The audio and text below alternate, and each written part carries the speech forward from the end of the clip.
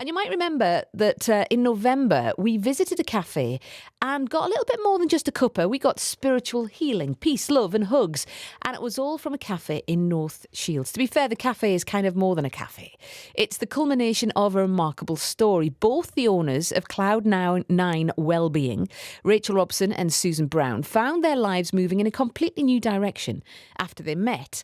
Now they're united in their vision of improving the mental health of their clientele, as well as feeding them, offering meditation, alternative therapy, and even hugs, as well as hot drinks. And they both join me in the studio. Good morning. Good morning. Morning. How are you both? Very good, thank you. Great, thank you. Great. Good. So it's not just a bite to eat in a nice cuppa that you get at Cloud9 Cafe, is it? Tell us a little bit more about what you do. In the new year, we've launched this huge new promotion. It's like a meditation club. Yeah, that's starting tomorrow. So what we do is basically we feed people. We'll also offer them nutrition for their well-being as well. So obviously they can open up, talk to us about anything. They can feel relaxed in a nice setting. People normally spend quite a lot of time in there. They don't it's not like rushing in for a cuppa, you know what I mean? And they've got a lovely environment that can sit, lounge around in. So literally relaxation. If someone comes for a cuppa, it's usually like a 6-hour cuppa. Is it? Yeah, 6-hour well, one. you know, Yeah. if they can. We'll offer meditation sessions. We've got lots of different events on. And I also offer healing therapies as well, like holistic therapies. Wow. I mean, just recap for me then where the whole idea came from, because it kind of always derived from a chance meeting.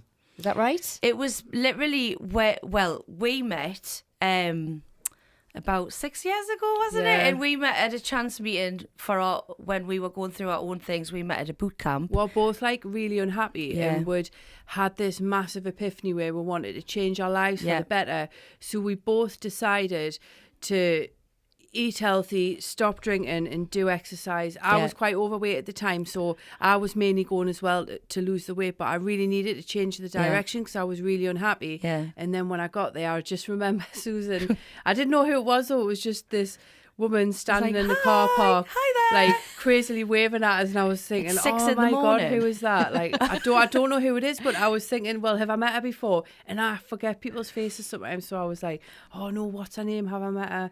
But I hadn't. She was just waving at us. Yeah, we were both married to men at the time as well, weren't we? But about a year later, we've had mental health issues ourselves, haven't we? So we've overcome them by applying wellness to our lives, you know, uniquely. And then we've come up with something eventually, settled down, got together, got married. And then we decided we're both unhappy in our jobs as well. Yeah, that was the last thing, wasn't it? It's like, right, well, we've sorted that. What's the next thing, you know? So you decided to leave the jobs you were in and start Cloud9 Wellbeing Cafe. Yeah, through meditation as well. I started meditating for my own wellness, you know, to maintain the work I'd already done. So I was one of those people as well. I was like, I can't meditate, man, I can't do it, you know. This is ridiculous. I close my eyes and I'm just thinking, like, what am I going to make for tea? Like, who said that? I can't believe they said this, you know, and anxiety, you know, that comes running in. But so I decided to go to a place on my own, a little beach in Tynemouth where I love, called The Haven, and I went there every day, and I used to just keep saying, what do I need to do? And I'm going to do it. What do I need to do? I will do it. And kind of got into a habit of keeping that time for me. Yeah. So that was the start of my meditation journey. Now we teach it, you know. But it must have been a big thing, though, a big decision to say we're going to give up what we do already. It was massive. Start something completely new. Only thing we could do was, because I mean, I had a job, a full-time job where I could have been set for life, but I couldn't physically do it anymore. So I was miserable. really, really unhappy and miserable, and I just had to keep, because it was such a scary move to leave like a wage where you knew you were going to get it. I just had to keep saying to myself, I'm not going to die. That is the only thing. Like, what's the worst that can happen? What's the worst thing? Yeah. But I'm not going to die. And that is the extreme I went to, because I knew that I was doing the right thing. Yeah. Wow. We just knew. Yeah. That's great, though, to have that confidence. And a lot of people probably would love to be able to adopt that sort of outlook.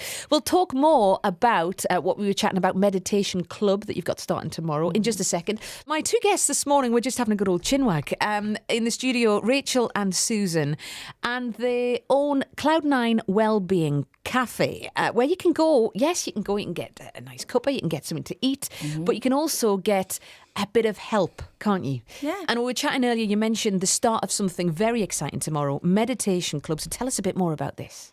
Rachel. Well, Meditation Club it's like a monthly membership where we'll have about 12 meditation classes on a week. You can drop in and do unlimited classes. We're providing a safe space where you can meditate. It's like, do you know, like when you go and buy a treadmill from Argos and then you put it in your spare room and you just hang all your clothes on it? Yeah, and you just don't use it. Like people are, oh yeah, I'll meditate in the house. Yeah, I'll do this, I'll do that. But then your kids will be like, Mom, can I have this? Can I have that? Or your partner or someone will ring you. And you never ever get to do it. Or there's a jumper on the floor and you have to quickly put it in the washer because you can't leave it there. So something always happens. We are providing a space where you come in and you don't have to do anything. So you come in and you can do your meditation class. Nobody's going to ask you for anything. And it's kind of like it's the first meditation club because we've done my homework, Lisa. Good. We've found one meditation club in Toronto, so I don't think there's a threat there. That would be Toronto, I don't think Canada. there's a threat in competition. So we've done my homework and we've done lots of planning to give the public almost like the fitness industry, but it's mental fitness. It's like a gym for your mental health. It isn't is. It It is. Mindfit. Nice. Why do you think it's important? Because there'll be people listening who are cynical and who think meditation, all this kind of thing. Who's got time for that? Why do I need to bother with that? I get your wands out and wear your robes and stuff like that. Well, I would say that meditation is just giving yourself space in between tasks in your life. And that kind of society that we live in now, it's all like productivity, fast tracking this, fast tracking that. We've got this to make things faster. You can get this quicker. But we're putting ourselves as human beings under immense pressure. We're also spending time around technology too much, so we're not getting that human contact. You're kind of walking around in this huge fog with so much stuff going on in your head. Yeah, nuts and bolts, I call it. Nuts and white bolts. noise. Yeah. I think you put a lot of pressure on yourself, don't you? And particularly, we're in a new year, and I mentioned that New Year, New Me motto there at the start of our chat. Yes. We've all overindulged Christmas, New Year. A lot of us have gone on strict diets. We've cut out alcohol. And you're no stranger to making changes, as you explained. You've reinvented yourselves in a way. Do you think that's something you would advocate, but at the same time, it's important not to put too much pressure on yourself? Absolutely. We're quite contrary of the fact of it's not all about, I've got to purge myself, I've got to suffer now, I'm not allowed to have some fun now, I've gone into a Christmas coma and I've eaten too much and drank too much or what have you, and probably overstimulated too much with meeting too many people and family members you don't really want to see and things like that. So we kind of say everyone's unique. So you've got to take baby steps because otherwise you're kind of setting yourself up for something that's going to overwhelm you and then make you suffer more. So then your mental health, which is what we're concerned about more because it's really happening now. And we're very aware of what mental health is. And like I was saying to you before, Lisa, back in the day where your parents and your grandparents were going through, or even when we were kids, what mental health means, it's just an awareness. It means people are just going through a hard time. They're too much pressure. So what meditation does, going back to the question, is literally giving yourself a little bit of space in between things. So it's not, this new year, new you thing.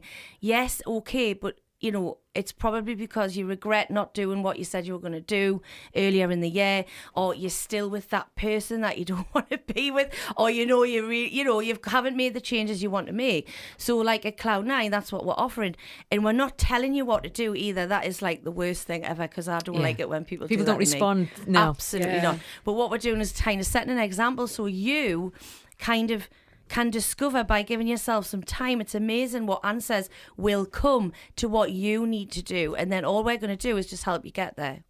It sounds brilliant. And we will chat more to Rachel and Susan in just a second.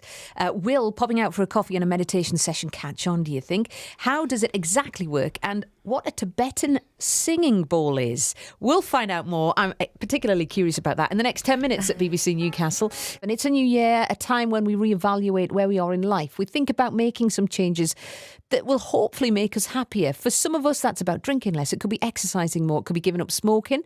For two Tyneside women, though, persuading us to think about mental health as well as our physical health, while maybe enjoying a latte or a lovely cappuccino, by opening what we think may be the North East's first wellbeing cafe. And I'm joined in the studio by Rachel Robson and Susan Brown. Hello. So we've talked a little bit already about the cafe and about Meditation Club, which starts tomorrow.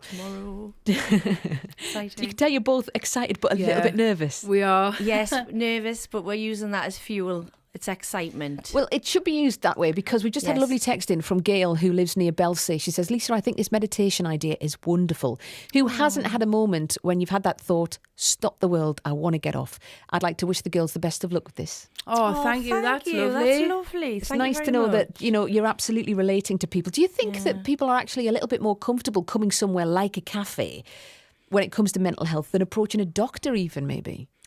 Well, I think the doctors, the NHS is kind of saturated with long waiting lists, so we thought we might be able to intervene, and people, while they're waiting to see a medical professional, could maybe come to somewhere which is very kind of now, a lot of people like to go to coffee shops, but it's kind of just so they can gather with other people, I think. A lot of people who come in our shop just open up straight away, don't they? Yeah. They open up and they're telling you how they're feeling, or if there's something wrong, but we can kind of see if there's something wrong. And then you kind of just look at them in a certain way, and then they just give them some space. Yeah. Just give them a bit of space.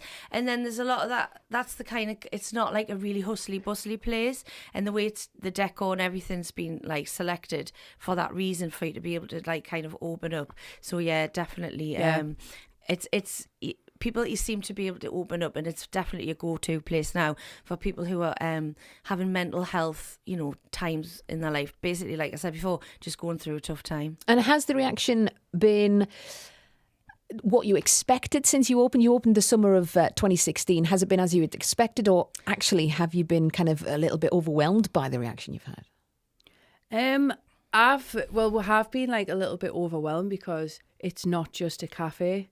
Yeah. So at first, I think people didn't understand that concept, but then the community have really responded well, and then it's grown far and wide to winning a national TV show. Do you know what I mean? Which TV show did it win? we were on Spa Wars, ITVB, but we were like laughing our heads off because we're not even a spa. And we got We're on a a show mental and we won. spa, Rachel. We're a mental Mental spa. spa. So there's nothing like it ever. So we were like worrying at first, like how are the public going to respond to this? Because there's nothing like it. So literally, the general Do public. you know what the foundations of the business is, though? Like what I believe, and I know you believe it as well, Susan. Me and Susan are really nice people, and people like. We're but canny. what are people We're like canny. spending time with? We're dead canny. We're really kind. We're real And, women like, with real lives, aren't Yeah. we? Wow, brilliant. And give us an idea of some of the stuff you offer. I know you've brought a bowl there. What is this bowl about, I've got a Tibetan Susan? singing bowl, and I do, like I mentioned before, I do holistic therapy, so like Indian head massage, Reiki, healing, which is just using energy to help, clear anything that needs clearing or help people calm down, etc., etc. So this is an ancient Tibetan singing bowl, right? Shall I hold it up to the mic? Yeah. Can I bring it? Yeah, please do.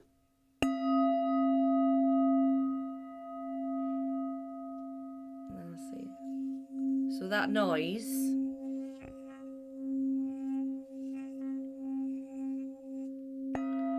The Northeast has stopped in its tracks. Okay, Keep driving, whatever you're doing. If you are driving, do not close your eyes, please. This is something I would use actually on the body or around the body when the person is relaxed. Now, what this does, it's an Om vibration. This is science. This vibration means that your cells or your energy responds to its own natural process. So once you get your mind out of the way and you're settled, when you put that on, all your cells or your energy flow, blood flow, everything flow, bodily flow. That sounds a bit wrong. Starts to flow like in its own natural way. So the body heals itself all the time. It just heals so well all the time. And when you use something like that, it helps you to center yourself, so you kind of disengage the brain and let the body just do its own thing.